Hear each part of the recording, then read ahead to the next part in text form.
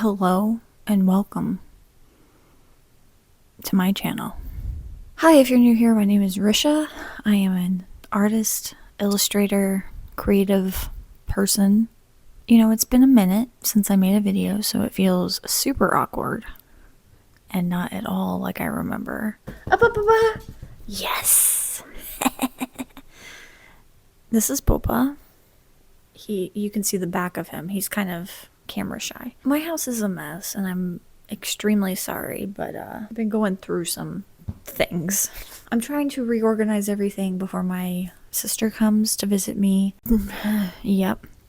I was kind of wondering why people get the mics and they hold them even though you can clip them onto you. And I realize that it's really great if you are a hand talker. And I don't mean sign language. I mean like you like to talk with your hands and you're very expressive.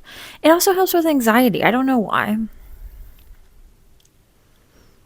It does though, so just take my word for it. Okay, so today I'm going to be sharing with you this kind of random idea I had. I'm sure there's other people in the world that do this, so it's not just me, but ever since I moved to Minnesota, I have been dealing with a lot of pressure, anxiety, depression, winter. And I haven't actually dealt with winter in like 10 years, so it's not new to me, as in I grew up with winter, but it is new to me in the sense of how much it does affect your mental state. That being said, if you have seen any of my artwork or anything, you know that I've been kind of going through a style change, and I've been kind of going away from my like really stark, contrasty, bold, perfect imperfect line flowers, and I've been going into more like portraits and stuff like that, and it's very helpful for me to like express what I'm feeling with these portraits when I do them. But that being said, I still have a lot of feelings and I don't know where to put them, because I can't always just make a really great piece of work and then post it. It's more like I have to channel it and put it somewhere else. So I decided to make a feelings journal. For this journal, I wanted to make it someplace where I could come and I could just do some mark making. So now that I know that I am truly happy to be here and living here in Minnesota, I feel like for my work and my creating art side of things, I just feel kind of broken. So something has to give, something has to change. So I decided to start a feelings journal to deal with my emotions, since I'm more of a visual person than a word person. I still do my morning pages and express myself through writing. I wanted to have a place I could go to let loose with mark making and to allow myself to feel whatever it is I'm feeling through art. I wanted to decorate this journal. I wanted it to be fun. I wanted it to be great. One thing I will say is do not buy E6000. Don't buy it. It is extremely toxic. Me being just like the rando person I am, okay, I don't ever read instructions. Ever. Rarely. I just opened the bottle and started squirting it all over my journal. And not even thinking about it, placing my little jewels on there, being all cutesy, whatever. And then I realize that I'm having issues breathing. I have asthma. So it's a lot of fun when I get to breathe in like things that are really toxic. I guess it's like I've seen E6000 in YouTube videos and I never thought it was toxic because no one's wearing gloves, no one's wearing a mask. I don't know. It's right there it's at the checkout counter when you go into Michael's. Like, I was like, yeah, I need some glue. Pick this up. I heard it was good. I've seen it in action on videos. It must be great. Do not use this glue. Oh my god. I could go on a whole entire fucking video on this shit. This is... it pisses me off. Do not use the glue. It is extremely toxic. You need to wear gloves and a mask and be outside, and it is not for just your crafty little bitch, okay? You need to read those labels. Do not be like me. Do not make my mistakes. I probably just took like 3 years off of my life inhaling this glue.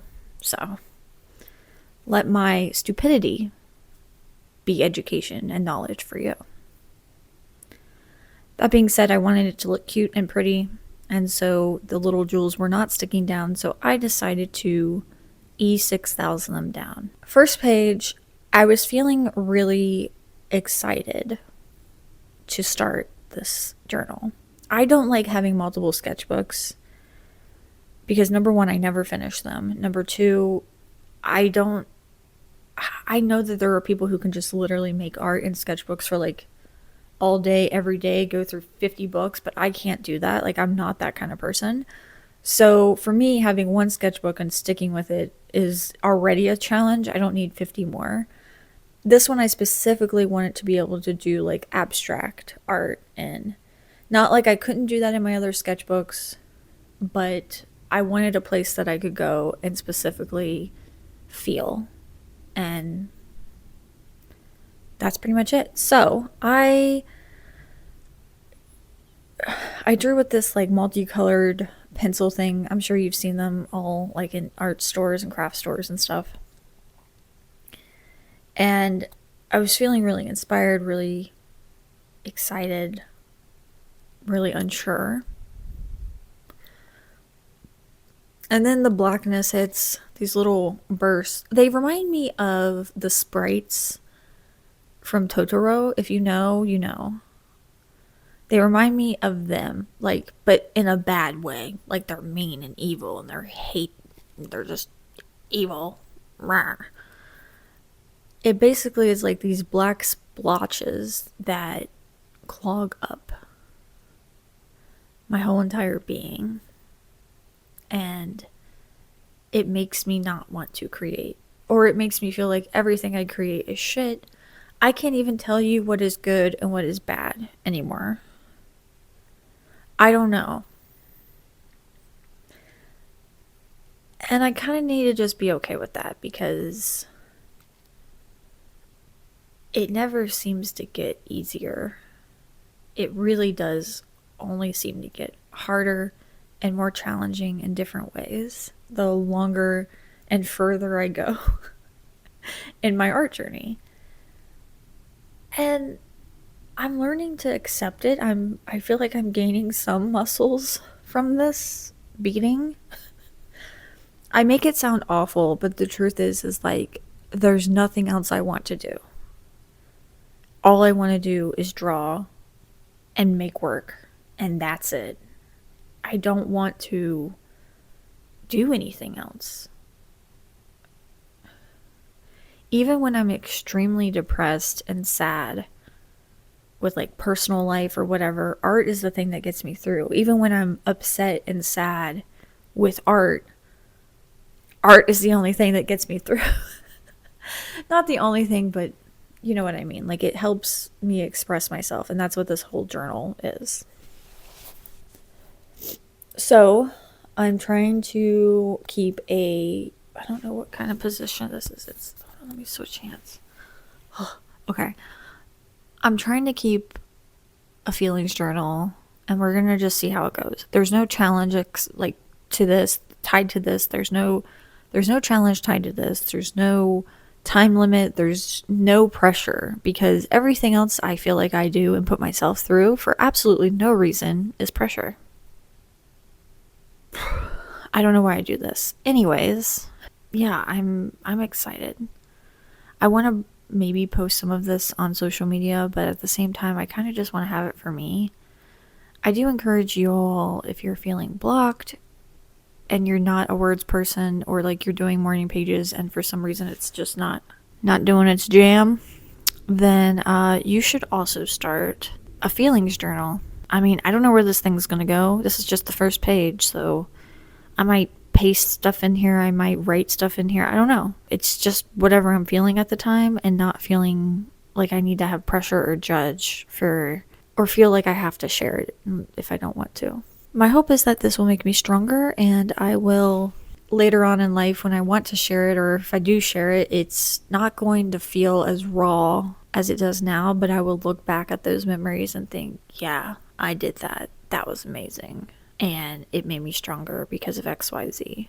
Now, doing all of this has just kind of, I just feel like there's so much that goes on in my mind that I can't put into words.